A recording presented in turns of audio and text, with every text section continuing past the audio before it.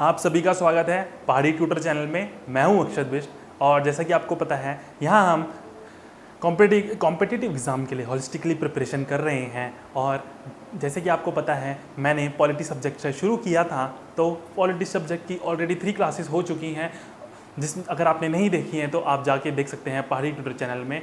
आज जैसे कि हमने प्रीवियस 3 क्लासेस में पढ़ा था शेड्यूल्स के बारे में, आर्टिकल्स के बारे में और कॉन्स्टिट्यूशनल बॉडीज़ के बारे में, वैसे ही आज हम पढ़ेंगे नॉन कॉन्स्टिट्यूशनल बॉडीज़ के बारे में।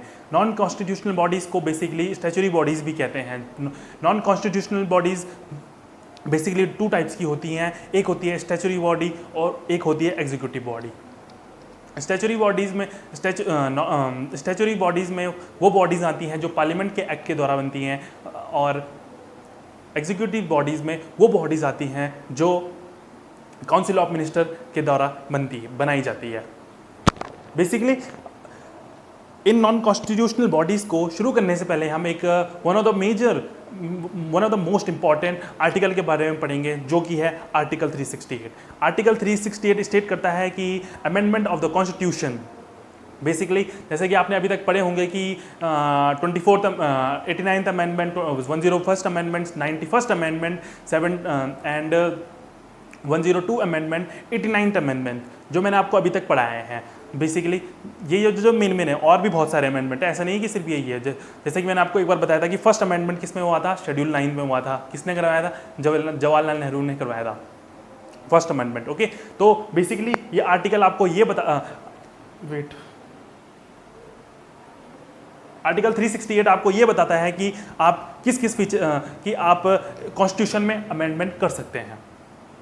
बट यहाँ पे आया एक ग्लिच। अब पीपल जितनी भी हमारी जनता है उनके माइंड में था कि हम ऐसे तो हम सब चीज़ का अमेंडमेंट कर देंगे, but there is a glitch. मैंने कहा था ना, अगर हम सब चीज़ का अमेंडमेंट कर देंगे तो इसमें तो ह्यूमन लाइफ का एक्सप्लॉयटेशन हो जाएगा। वो जो नेता लोग हैं वो तो अपने ही फेवर में ही सारे अमेंडमेंट करते रहेंगे। तो एक केस हुआ था जिस केस का नाम था Keshavananda Bharati case. Basically Keshavananda Bharati case का आउटकम यह आया था कि what is the basic feature of the constitutional, और आप बेसिक फीचर को अमेंड नहीं कर सकते। बेसिकली बेसिक फीचर में क्या आएंगे वो मैं आपको आगे बढ़ाऊंगा। ये जो केशवानंद भारती केस था वो था 1993 में। बेसिकली क्वेश्चन में एग्जाम में पूछा जाता है कि केशवानंद भारती केस का क्रक्स क्या था, तो वो था बेसिक फीचर ऑफ कॉन्स्टिट्यूशन। ये याद रखना हमेशा, ठीक है, basic feature of the constitution. अब आगे आते हैं, बेसिक फीचर आपका क्या होता है। मैंने एक छोटी सी स्मॉल सी ट्रिक लगाई है आपके लिए। Basic B stand for balance of power. आप बैलेंस ऑफ पावर पे अमेंडमेंट नहीं कर सकते। Basically balance of the power का मीन्स होता है कि जो इक्वली पावर डिवाइड हुई है। जैसे कि आपको पता है हमारी इंडिया की गवर्नमेंट में डिस्ट्रीब्यूशन ऑफ पावर्स है, तो यूनियन में अलग पावर्स है, स्टेट में अलग पावर्स है। वैसे ही आप इस पावर को अमेंड नहीं कर सकते हो। Second one tells you about the authority of the constitution. Authority of the constitution means the constitution is always supreme. You cannot put anything above it. Basically it means that, okay. And S stand for secularism it means everyone is secular. We cannot biased with other religion like Muslim. No, he is Muslim, we will not favorize him. Oh, he is Hindu, we will favorize him. No, this is not gonna happen with this, okay. And second one fourth one independence means we cannot amend the freedomness of the people of India, okay, basically. And C stand for constitutional care values like rule of law and democracy. We cannot amend the democracy, okay. We cannot put the here anarchy system or plutocracy system here. And rule of law means law always supreme. We have to respect the law. We have to follow the rules which are जो कि rule of law का मतलब यही होता है। ये एक term है जो हमने यूके से बोरो किया है। ये हमेशा याद रखना है, यूके से बोरो किया है ये टर्म रूल ऑफ लॉ। मतलब लॉ के हिसाब से हमको चलना पड़ेगा। अब ऐसे नहीं हम अनइथिकली चलेंगे, वैसे अब तो चलते हैं, but as in a constitution rule of law is mentioned. Okay, कि हमें रूल के हिसाब से ही, लॉ के हिसाब से ही चलना चाहिए basically. And S stand for sovereignty and unity. Sovereignty मतलब हम इंडियन हैं और हम एकता हैं। एकता मतलब आप ऐसे नहीं कर सकते कि आपको एक कम्युनिटी को अलग डिवाइड कर दिया, एक कम्युनिटी को अलग, नहीं, आप यूनिटी हैं। Okay, sovereignty Indian, not, we can not separate anyone in on the basis of dharma basically. तो ये था आपका आर्टिकल 368। अब हम पढ़ेंगे कुछ जो कॉन्स्टिट्यूशनल नॉन कॉन्स्टिट्यूशनल बॉडी के बारे में। फर्स्ट एक नॉन कॉन्स्टिट्यूशनल बॉडी से पहले हम एक आर्टिकल के बारे में पढ़ेंगे जो है आर्टिकल 323A, जो कि बताता है एडमिनिस्ट्रेशन ट्रिब्यूनल के बारे में। एडमिनिस्ट्रेशन ट्रिब्यूनल बेसिकली ये ऐसी बॉडी है जो कि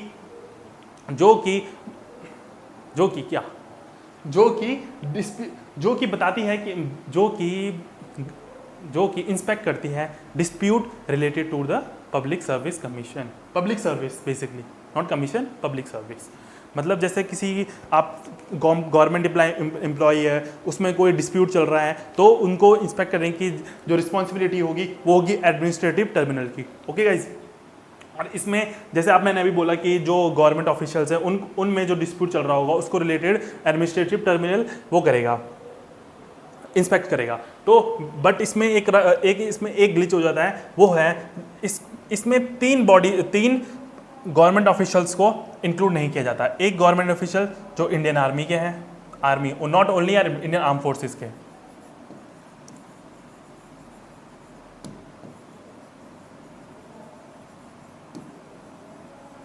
Indian arm forces, supreme court servants and parliament servants.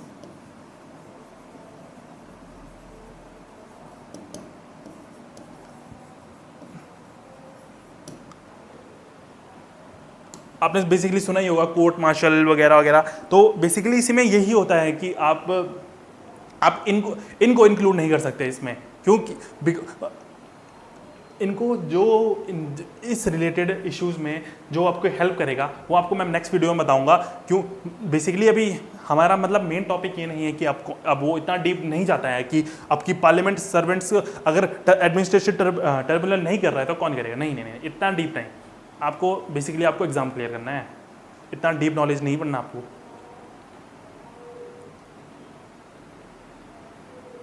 और जो इसका टेन्योर रहता है, इसका टेन्योर 5 इयर्स या फिर 65 इयर्स, जो भी अर्ली हो जाए। ठीक है, 65 इयर्स मतलब एज और 5 इयर्स मतलब एक जो नॉर्मल सा है। ओके, और जो अगर मान लीजिए एडमिनिस्ट्रेटिव ट्रिब्यूनल ने एक अपना डिसीजन सुना दिया, ठीक है, तो जिस गवर्नमेंट ऑफिशियल के खिलाफ वो उसने अपना जजमेंट सुनाया होगा, वो इसको जुडिशियल रिव्यू मतलब कर सकता है, मतलब इसको कोर्ट में ले आ सकता है कि ये कैसे हो गया है, ये कैसे हो गया, तो ये अवेलेबल होता है। तो इसको याद रखना है, subject to judicial review. Okay, अब आता है आर्टिकल 323। ये तो आर्टिकल 323A आपका था यूनियन के लिए, और आर्टिकल 323B आपका है स्टेट के लिए। स्टेट में जो भी dispute related to the government servant होता है वो बेसिकली इसके अंदर आता है, आर्टिकल 323B के अंदर। ओके, आर्टिकल 323A में आपके सिविल सर्वेंट्स इंक्लूड होते हैं, और बट आर्टिकल 323B में आपके सिर्फ सिविल सर्वेंट इंक्लूड नहीं होते हैं। मैं बेसिकली आपको बता दूं, जो ऑल इंडिया सर्विस वाली पोजीशंस रहती है, जैसे बेसिकली जो ग्रुप A और ग्रुप B में आती हैं, तो वो स्टेट में आर्टिकल 323B में इंक्लूड नहीं की जाती है, वो आर्टिकल 323A में इंक्लूड की जाती हैं। ओके,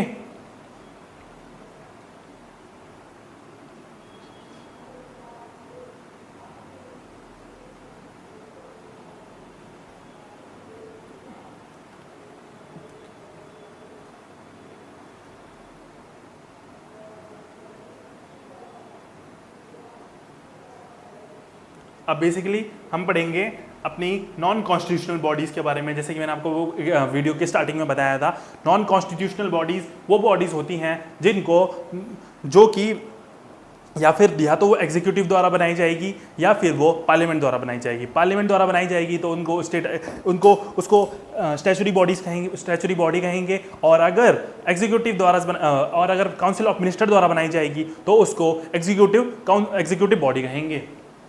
जैसे एनएचआरसी बेसिकली एक स्टैचुरी बॉडी है जिसको पार्लियामेंट के एक्ट के द्वारा बनाया गया था, और वो एक्ट था ह्यूमन राइट एक्ट 1993 में इसका फॉर्मेशन हुआ था। बेसिकली ह्यूमन राइट कमीशन का मेन रोल होता है ह्यूमन एक्सप्लॉयटेशन को रोकना और ह्यूमन ट्रैफिकिंग को रोकना, या फिर ह्यूमन जैसे कि अनलॉफुल एक्ट प्ले हो रहा है किसी आर्म फोर्स,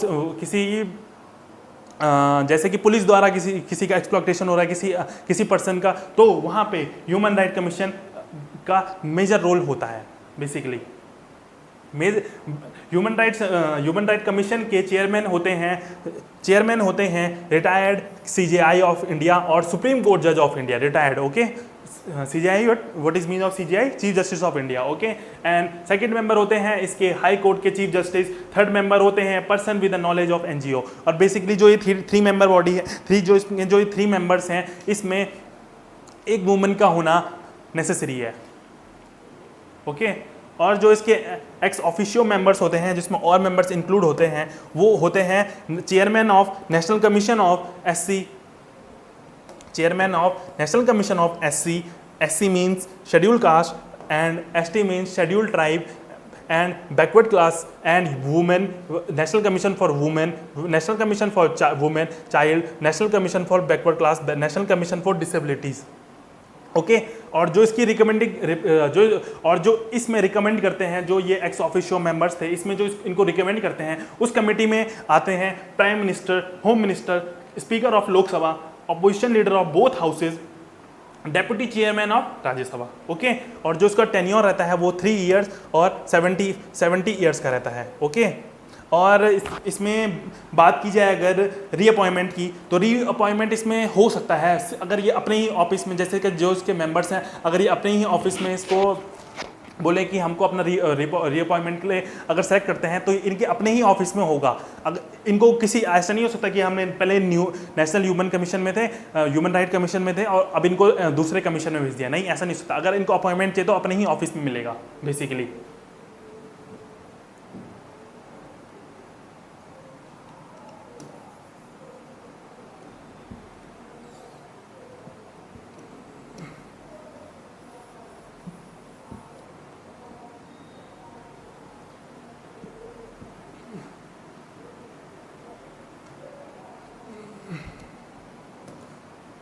जैसे अभी था नेशनल ह्यूमन राइट कमीशन, अब है state human right commission. State human right commission, जैसे कि अभी मैंने बताया था आपको कि वो यूनियन में काम करते हैं ह्यूमन राइट कमीशन वाले, वैसे ही स्टेट ह्यूमन राइट कमीशन वाले स्टेट में काम करते हैं। ओके, इसमें बेसिकली इनके जो चेयरपर्सन रहते हैं वो होते हैं chief justice of high court. एक मेंबर होते हैं इसमें serving retired of the high court जज और डिस्ट्रिक्ट हाई कोर्ट जज। ठीक है, एक well known about the NGOs। ये तो बेसिकली जो नीड उसकी थी वही सेम नीड इसकी भी है। इसकी रिकमेंडिंग कमेटी में आपके इसकी रिकमेंडिंग कमेटी में आपके CM आ जाते हैं, होम मिनिस्टर ऑफ स्टेट्स आ जाते हैं, स्पीकर ऑफ लेजिस्लेटिव असेंबली आते हैं, चेयरपर्सन ऑफ लेजिस्लेटिव काउंसिल आते हैं, और अपोजिशन लीडर्स आ जाते हैं। Okay, now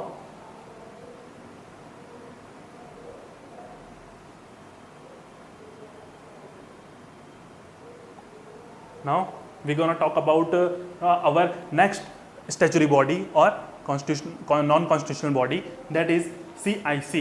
It is stand for Central Information Commission. It forms by the right. It forms on 2005. Its main goal is to inform anti-corruption between government official and normal peoples. Okay. Basically, Central Information Commission आपको ये special चीज़ है जिससे आप, जैसे आपने कभी देख लिया कि कहीं आपको लगा कि अनलॉफुल एक्ट हो रहा है किसी अथॉरिटी में, अथॉरिटी मतलब किसी गवर्नमेंट बॉडी में, तो आप वहाँ एक राइट टू इंफॉर्मेशन एक्ट डाल सकते हैं कि आपने किस अथॉरिटी से आपने ये चीज़ की, ये चीज़ की। तो ये एक बहुत one of the most important and one of the most powerful body of Indian body of non constitutional body, ठीक है। इसके जो बेसिकली राइट टू इंफॉर्मेशन, इसको हमने अब इनैक्ट किया था right to information act 2005, okay. इसका बेसिकली इसका टेन्योर 3 इयर्स और 65 इयर्स का होता है, ओके गाइज। और anything important I am forgetting about it,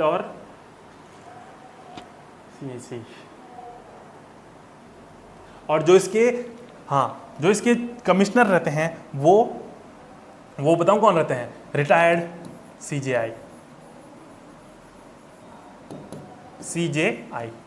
chief justice of India, ठीक है।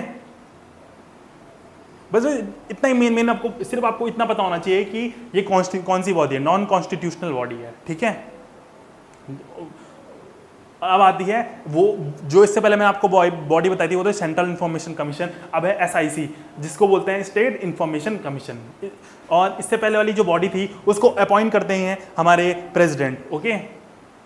अब जो स्टेट इंफॉर्मेशन कमीशन है इसको अपॉइंट करते हैं गवर्नर। इनका भी सेम रूल होता है, वो जो परफॉर्म कर रहे थे वो एट द सेंट्रल लेवल कर रहे थे, और जो ये इनकी परफॉर्मेंस होगी वो एट स्टेट लेवल होगी, बेसिकली इतना डिफरेंस है बस। और टेन्योर इनका 3 इयर्स और 65। और एक और बात, अपॉइंटमेंट के लिए री एलिजिबल नहीं होते हैं ये। अगर एक बार इनका टेन्योर खत्म हो गया तो बस अब हो गया खत्म, घर बैठ जाओ, अब कुछ नहीं है, हो गया, you can not join another service.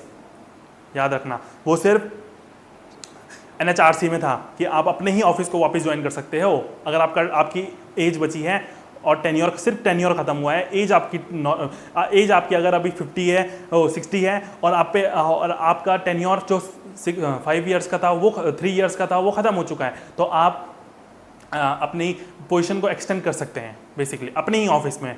But इसमें ऐसा कोई सच्चा रूल नहीं है कि इनमें सीधे यही है कि आप रिटायर हो गए, बस खत्म, nothing else. No. Now our another important body, which is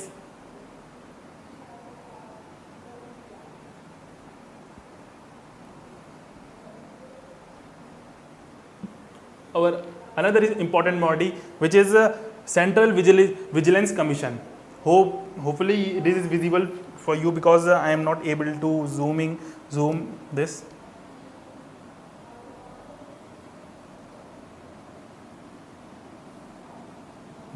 You can look this. This board is just playing with me while I am studying, while I am teaching you. I don't know why this happens, but please. Oh. Wait a second, guys. No, not like this. I'm highlighting it so that it visible more to you. I think now it is more visible. No. Please manage, guys. I'm not able to zoom this.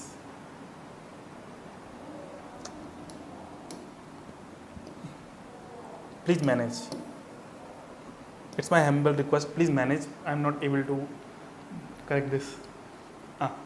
Now Central Vigilance Commission, which is commissioned on 1965. Okay, 1964. Okay, it basically National Central Vigilance Commission is a constitutional body. First of all, it tells you basically, ये आपको बताती, ये एक ऐसी body है जो कि inspect करती है कि कहीं अनलॉफुल एक्ट तो नहीं हो रहा है। ये एक एंटी करप्शन से, मतलब ऐसे तो बहुत सारी बॉडीज़ हैं, बट इन सब बॉडीज़ को बनाने का यही रोल था कि बस लोड ना पड़े सिर्फ एक ही बॉडी पे, इसलिए हमने डिफरेंट बॉडीज़ बनाई हैं। जैसे उसमें से एक है सेंट्रल विजिलेंस कमीशन, ठीक है।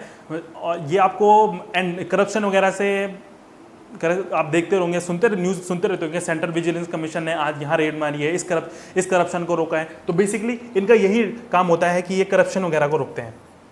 और ये आपके इनका टेन्योर भी 4 इयर्स का रहता है।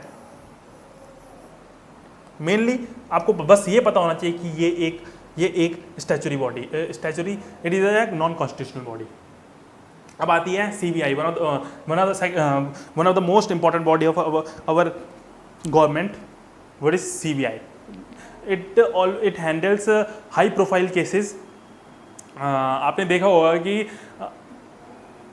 लोग बोलते होंगे कि चलो ये CBI को दे दिया जाए, please hand over this case to the CBI, क्योंकि उनको पता है कि CBI एक ऐसी पावरफुल बॉडी है जो केस को इमिडिएटली और इफेक्टिव वे में सॉल्व कर सकती है। अब आते हैं आपके एक और बॉडी जिसका नाम है लोकपाल और या फिर लोक आयुक्त, एंटी करप्शन अथॉरिटी। और ये भी सिमिलर वर्क है इन सबका, नेशनल सेंट्रल विजिलेंस इंटेलिजेंस का, CBI तो थोड़ा अलग वे में होता है, ये तो थोड़ा सीक्रेटली काम करता है। लोकपाल का इनका भी यही काम होता है कि बस ये इंस्पेक्ट करें कि सारे group A, B, C, D के ऑफिसर्स हैं जो वो सारे लॉफुली एक्ट या फिर अपनी अथॉरिटी को मिसयूज तो नहीं कर रहे हैं। बेसिकली इनका काम यही होता है। और इसमें एक एक्स्ट्रा पॉइंट इसमें यह आ जाता है कि इसमें लोकपाल में ये एक्सक्लूड होते हैं army personnel, navy personnels and air force. ठीक है, इनमें इनके जो ऑफिसर होते हैं इनको एक्सक्लूड कर दिया जाता है। ठीक है, क्योंकि इनके लिए तो एक डिफरेंट रूल लॉज अलग होते हैं ना, इसीलिए। Now we gonna talk about NITI Aayog. It is one of the most important body which is frequently asked in exams that what is the full form of Niti Aayog and on which date it formed. So basically full form of Niti Aayog is National Institution for Transforming India, and it formed on 1st January 2015, okay, and chaired by, think who? Let me tell you, a prime minister, okay. Basically it is called an advisory body, and it is also called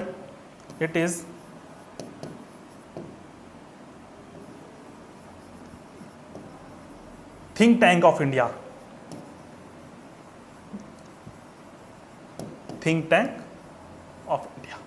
ठीक है, ये याद रखना। कभी कभार पूछ लेता है कि एडवाइजरी बॉडी किसको बोलते हैं, नीति आयोग को बोलते हैं, और थिंक टैंक किसको कहते हैं, नीति आयोग को बोलते हैं। ठीक है, बेसिकली नीति आयोग का यही काम होता है कि वो इंस्पेक्ट करती है how to develop the country, how to augment the facilities, and basically function करता है कि हम इनोवेशन की तरफ जाएं, कैसे ह्यूमन डेवलपमेंट करें। समझ गए ना आप? नॉर्मल सा है और ज़्यादा कुछ नहीं है। डोंट मेक इट कॉम्प्लिकेटेड, तो सिंपल से आपको याद रखना है NITI Aayog, okay, formed on which chaired by PM, and it is also called as advisory body and think tank body। ठीक है, इतना ही होता है। अब और थोड़ा फुल फॉर्म याद रखना, national institution for transforming India.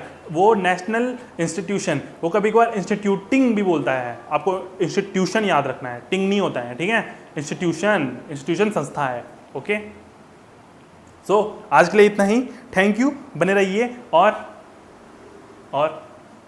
Like, subscribe and share. जय हिंद।